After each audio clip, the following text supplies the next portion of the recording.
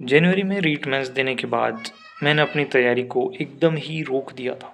एकदम ज़ीरो बटा सन्नाटा कर दिया था, जिसका कोई बहुत ख़ास रीज़न तो नहीं था। पर अब जब सारी स्थिति परिस्थिति क्लियर हो चुकी है, कोई असमंजस नहीं है और सारी चीज़ें क्लियर हैं अपने सामने कि नेक्स्ट ट्रीटमेंट्स लगभग 2027 के एंड में या फिर 2028 के स्टार्ट में कहीं ना कहीं हो सकती है। लेकिन इस वक्त बीच में एक पात्रता परीक्षा है, कॉमन एलिजिबिलिटी टेस्ट सीईटी।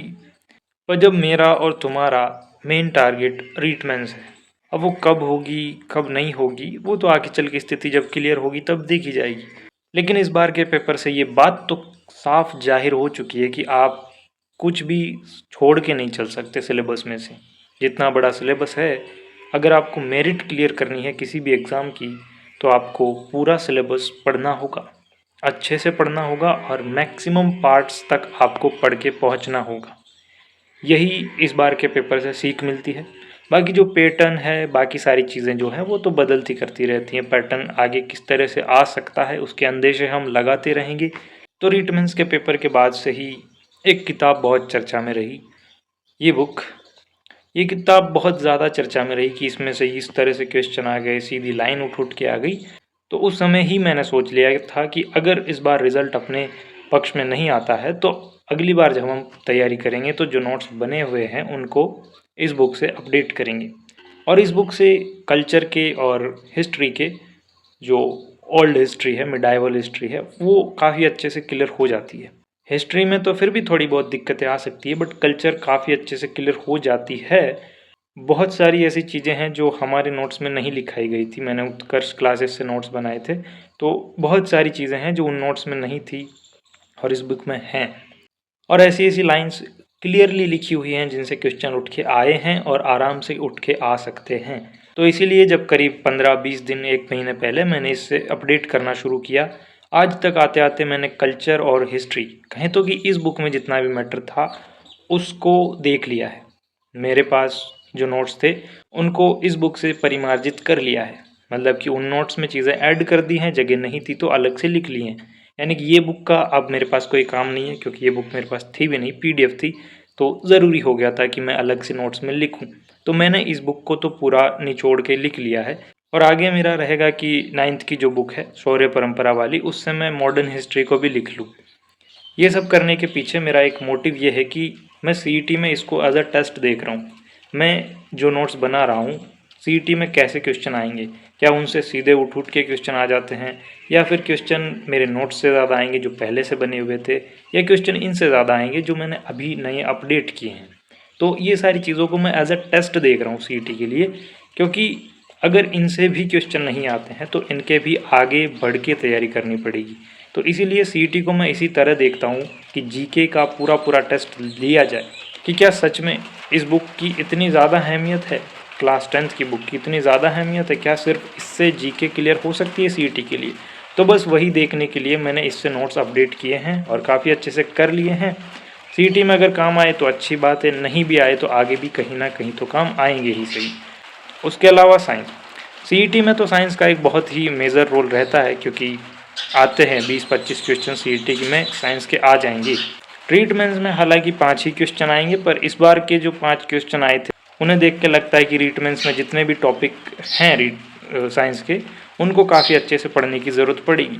तो सीईटी में क्योंकि बड़ा सिलेबस है और ज़्यादा डीपली चीज़ें पढ़ाई जा रही हैं, तो लक्ष्य क्लासेस, राहुल सर, पूरी प्लेलिस्ट बनी है साइंस क्लासेस की यूट्यूब पर एकदम फ्री।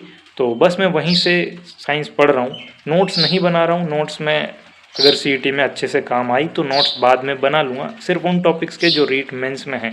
अभी के लिए मैं सिर्फ क्लासेस देख रहा हूँ, उसमें वो एमसीक्यूज पीवाईक्यूज वगैरह भी करवा रहे हैं, तो अच्छी बात है।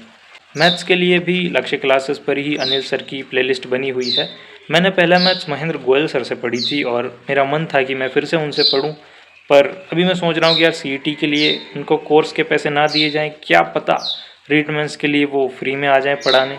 तो अभी सीईटी के लिए तो मैथ्स पढ़ी जा रही है, रीजनिंग भी पढ़ी जा रही है, सिर्फ क्लासेस देख रहा हूँ मैं इनकी भी डायरेक्ट, और प्रैक्टिस कर रहा हूँ मैथ्स की, साथ साथ मैं प्रैक्टिस कर रहा हूँ। ज्योग्राफी के लिए जो हरिमोहन सक्सेना की बुक है भूगोल की, वो मैंने टेलीग्राम पे पीडीएफ डाल रखी है, तुम देख सकते हो।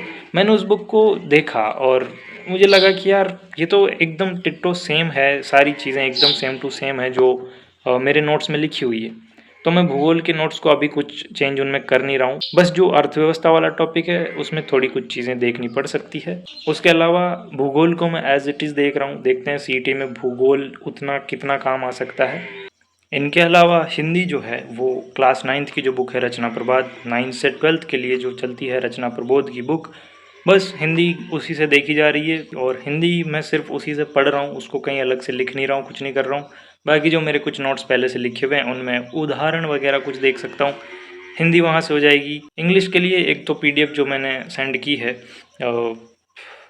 टेलीग्राम चैनल पर, उसको देख सकते हो और मैं देखता हूँ उससे कैसे हो सकती है। अगर उससे ठीक ठाक बैठा तो ठीक बात है, नहीं भी बैठा तो कोई इतना ज़रूरी नहीं है, ठीक है। मेंस के लिए ही पढ़ेंगे फिर हम बाद में। अभी सीईटी में मैं सिर्फ जीके को अच्छा करना चाह रहा हूँ, भूगोल को अच्छा करना चाह रहा हूँ, हिस्ट्री को अच्छा करना चाह रहा हूँ, मैथ साइंस को अच्छा करना चाह रहा हूँ। उसके अलावा रिटमेंस में जो टॉपिक आते हैं जैसे कि साइकोलॉजी एंड शिक्षण विज्ञान, फिलहाल के लिए तो मैं उनको कुछ नहीं देख रहा हूँ। नोट्स तो बने हुए पड़े ही हैं, अच्छे खासे नोट्स बने हैं उनके, तो अभी के लिए मैं उनको देख नहीं रहा हूँ बिल्कुल भी, क्योंकि मेरा फोकस यही है कि अभी मैक्सिमम जीके को कवर कर लिया जाए, क्योंकि रिटमेंस में जीके से 50 क्वेश्चन आते हैं। तो यही है कि मैक्सिमम इस बार स्कोर किया जाए जीके से। तो अच्छा ये होगा कि अगर जीके के लिए अपन ज़्यादा से ज़्यादा टाइम देंगे और जीके को ज़्यादा से ज़्यादा कवर कर लिया जाएगा, तो जीके को ज़्यादा टाइम इसलिए भी देना पड़ेगा क्योंकि बहुत ज़्यादा है compare to Hindi. Hindi limited है, इंग्लिश लिमिटेड है, साइकोलॉजी लिमिटेड है, शिक्षण विद्या लिमिटेड है, मैथ्स लिमिटेड है, साइंस लिमिटेड है, जो कुछ भी है ना सिलेबस में सब लिमिटेड है, बट जीके लिमिटेड नहीं है। तो जीके को थोड़ा ज़्यादा टाइम देंगे, देखते हैं कि सीईटी में उससे कितना इम्पैक्ट आता है, कितना फ़ायदा होता है। उसके बेसिस पर ही मैं रीटमेंस के लिए जीके का एक अलग से अपना प्लान बनाऊंगा और सीईटी के बाद से ही साइकोलॉजी, मैथ्स, साइंस, शिक्षण विद्या, और सीईटी के बाद एकदम डेडिकेटेड तैयारी रीटमेंस की चलेगी। फिर चाहे 1 साल चले, 1.5 साल चले या 2 साल चले, वो चलती रहेगी, चलती ही रहेगी जब तक पेपर नहीं होता ऑब्वियसली। और उम्मीद रहेगी कि अगले पेपर के बाद ना करनी पड़े।